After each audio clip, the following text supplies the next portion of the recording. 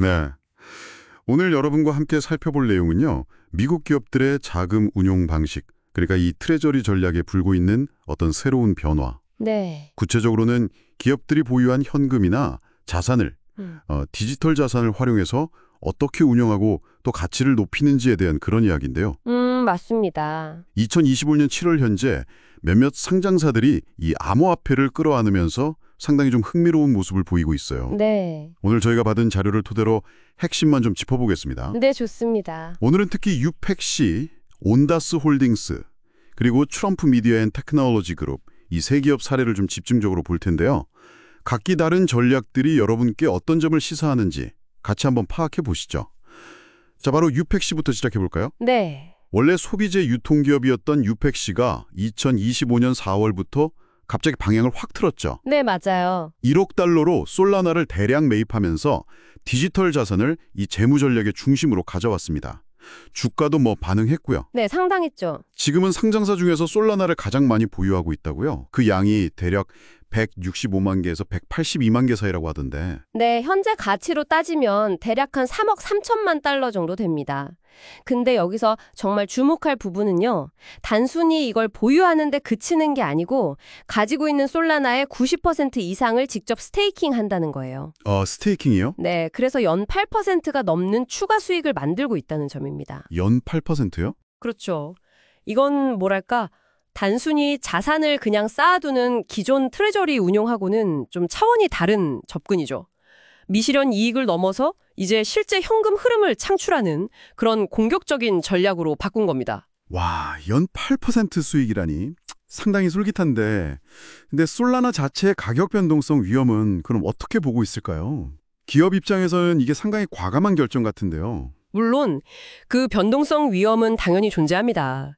그래서 주가가 실제 보유 자산 가치 이상으로 움직이거나 또 솔라나 시세에 따라서 크게 등락하는 약간 레버리지된 솔라나 테마주 같은 모습도 보이죠. 아하. 하지만 중요한 건 오펙시가 이런 위험을 감수하면서까지 기업 트레저리를 단순히 그냥 비용 부서가 아니라 적극적인 수익 센터로 전환하려는 시도를 하고 있다는 겁니다.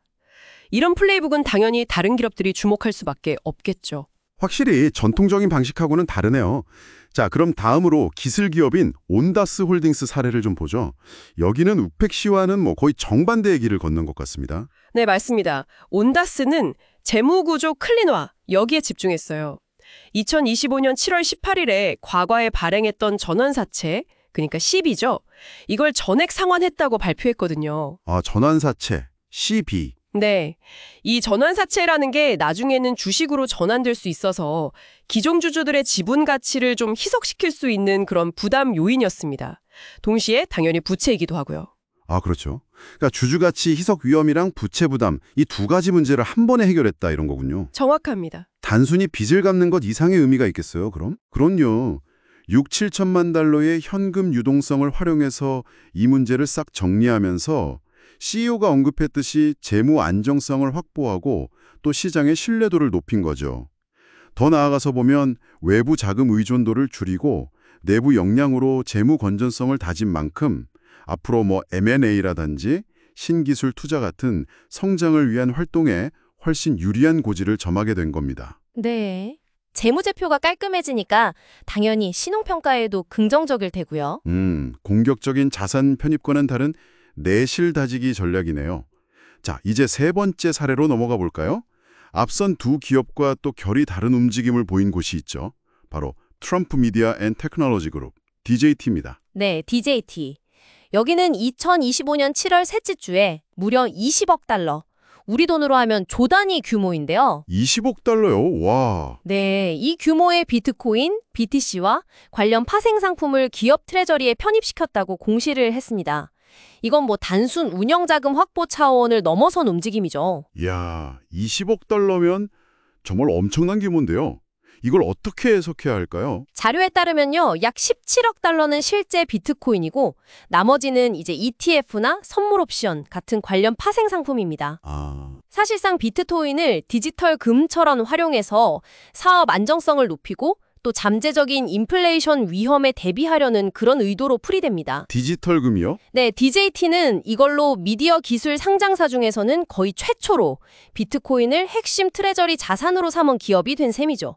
기업이 직접 디지털 금고를 운영하는 그런 모델입니다. 기술 기업이, 그것도 상장사가 이렇게 직접적으로 에 대한 좀 도발적인 질문을 던지는 겁니다.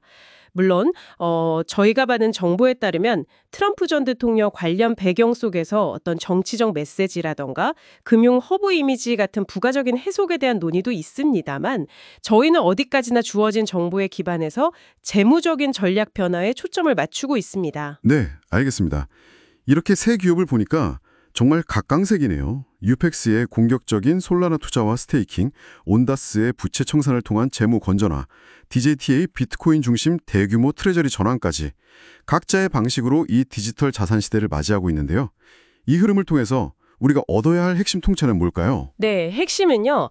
디지털 자산이 더 이상 변방의 투기 대상이 아니라 기업의 핵심 재무 전략 안으로 들어오고 있다는 점입니다. 특정 조건 하에서는 기업 가치를 높이는 어떤 공격적인 자산 운용 수단이자 또 새로운 현금 흐름 창출원이 될 수 있다는 가능성을 보여주고 있죠. 따라서 여러분께서도 이런 기업들을 분석하실 때 단순히 그냥 테마성 재료로만 보실 게 아니라 이 디지털 자산 전략이 기업의 재무 상태, 수익 구조, 나아가서는 근본적인 가치에 구체적으로 어떤 영향을 주고 있는지 한 단계 더 깊게 들여다보시는 것이 중요합니다. 그렇군요. 기업업 트레저리가 단순히 관리 대상에서 이제는 적극적인 가치 창출의 장으로 변모할 수도 있다. 이런 거네요. 네, 그런 가능성을 보여주는 거죠. 네. 오늘 살펴본 이런 변화들이 앞으로 다른 기업들의 자산운용 방식이나 또 여러분 같은 투자자들의 기업 평가 기준에는 또 어떤 영향을 미치게 될지 한번 곱씹어 보시는 건 어떨까요? 다음 시간에 더 흥미로운 분석으로 찾아뵙겠습니다.